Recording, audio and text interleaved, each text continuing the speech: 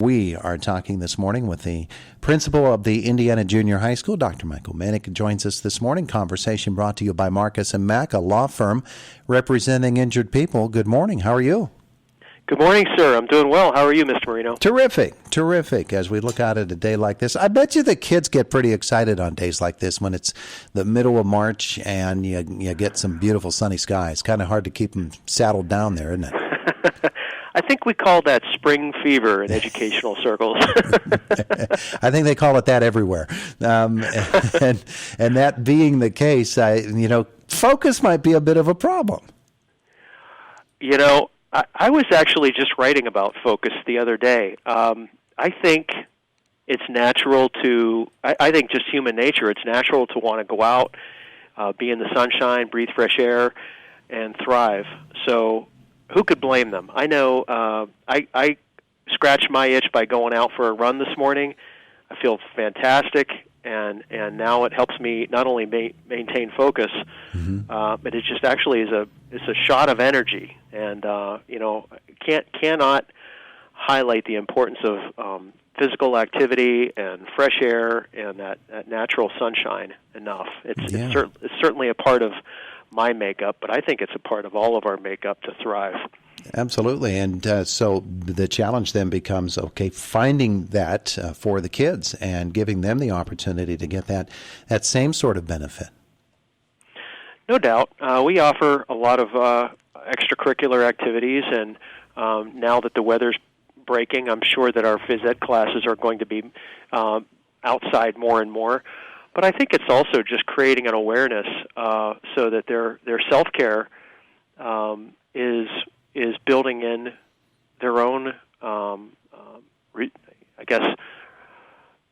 their own responsibility to get themselves outside. We dismiss at around 2:30 every day, so you still have an enormous part of the day available to you if you want to go out and play. And I don't think there's enough of that today. And I'm not going to use this platform to complain or anything, but I do see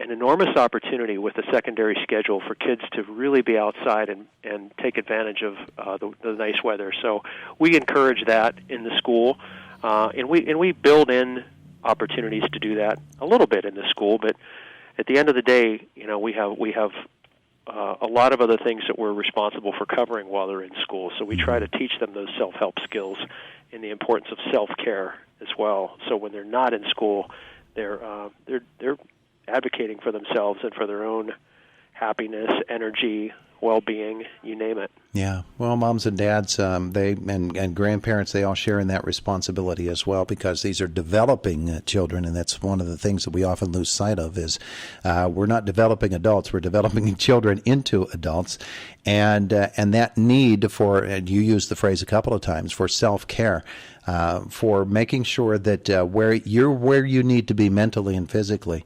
That's ultimately going to come down to your personal choices, and with the proper guidance, then maybe that becomes an easier choice to make. Within the structure of a classroom, of course, there are many different avenues for expression as well for kids, and so you're all about that. What has the last month or so, as we begin to look forward into the spring, what's it been like in the classrooms there at Indiana High or Junior High? Right. I would say that we're meeting the challenge of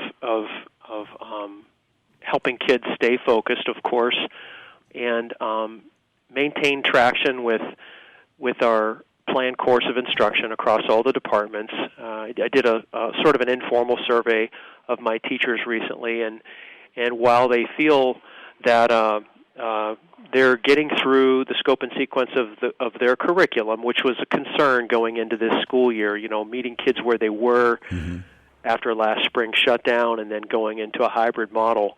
It has just been it's been uncharted territory, and while the teachers are getting through the curriculum, we still reserve some concern about making sure kids are learning and growing at the pace that we strive for them to learn and grow, which is to say that we're continuously collecting information and data in the form of tests and formative assessments, and continuously adapting instruction to heighten the engagement and the interests of our students that are coming several days a week, or some of them are operating fully synchronous.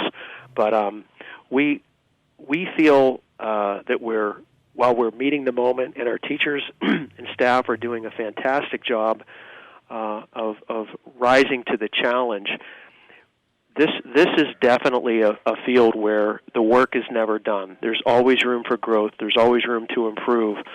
So what's been happening, to answer your question, is we're continuing to progress monitor our classes and our individual students that are in those classes, and it's kind of like game planning, continuously evolving the game plan so that by the end of the year, students have had access to the curriculum and perform to a level that their individual growth has been maximized. We're about a year, almost exactly a year out from when the pandemic hit. That's and, right. And right. everything changed. The one year anniversary for some, it's going to be on the 17th. For some, it's a little bit earlier. Right. For your staff, the students and the teachers, everybody in the building there at the junior high, was there ever a turning point at which here in this new school term, they said to themselves, or you said to yourself, all right, we're in the rhythm, we're where we need to be, and we've got this thing handled, and we're working at it, and things are working well the way that we think that they should be? Well, I think there are a couple of, there are a couple of aspects to that answer. One, I feel that last spring, when we were approaching the fourth quarter and we made a decision systemically to shift from where we were at the initial stage of the closure to we are in this to maintain student growth and learning through the end of the year as this is our model, as opposed to when we first shut down, we were really operating like kind of putting a Band-Aid on a situation and doing the best we could to keep kids engaged. But last spring we shifted that into, look, this is the situation. We've got to get up to speed with running our business with the goals intended of student growth and learning. So that shift, I think, started late last spring, right around the turn into the fourth quarter. But the other part of that answer is, I think any successful business has a healthy amount of tension or uncertainty to perform. So I don't know that we ever reached a place where we're comfortable or where we feel like, hey, we're getting this done, we're in the flow. I think there's a healthy amount of tension that we are continuously striving to adapt what we've done. This whole pandemic has been a blessing in the sense that it really forces us to audit our practices, because so many different elements to teaching and learning have been thrust upon us through the pandemic and the restrictions that the pandemic has placed upon us, that it really forces us to audit our practices, continuously look for ways to get better, look at curriculum, surrender curriculum that may not be as relevant today as it was even 5-10 years ago, and find new ways to spark a student's passion or interest or particular skills in the various settings that we're now offering, and I think there's a silver lining to that. I really do. I don't believe that tension per se is a good thing, but a healthy amount of pressure is not the same thing as stress. The pressure to perform, that's, I think, the other side of the coin when you talk about complacency or status quo. We are no longer living in a world where the status quo is acceptable. And I'm not talking about education when I say we. I think across the board, people are looking at the way they live their life, what's important, and how do we do better when it comes to self-care, growth, mindset, identifying your strengths and propelling into your future, whether it's career or college, whatever it is. I feel like this has really forced a lot of people into looking at things through different lenses that we may not have looked at as consistently as we do today. Yeah, those different angles that you can look at a problem at now are different. And of course, there's a difference between the ideal of comfort and something that is ideal. No, it's not ideal, but are you comfortable with the way that the approach is going? And that's a continual assessment that you have to do in any aspect of your life. So we're moving forward into the spring of the year, and folks are looking forward to what will be happening at the junior high school level. I'm sure that traditionally you're doing field trips at this time of the year, and you're having all kinds of outside folks who might come in and speak and help kids to maybe focus on a career path or something that maybe that is curtailed a little bit right now. But what do you anticipate out of the next couple of months? Well, you're right, Mr. Marino. Those elements of our program have not started back up yet. We are moving forward with our spring sports. We are anticipating, we're exploring rather an option of further advancing more kids returning to the school. I know that there are a lot of things that our board of directors are considering, and first and foremost, the safety of our students and all parties will be the determining factor of when that happens. But the fact that we're talking about it, I think, is a sign that we're moving in a direction to really get back to some normalcy. But I don't know that anything will be exactly the same as it was prior to this pandemic.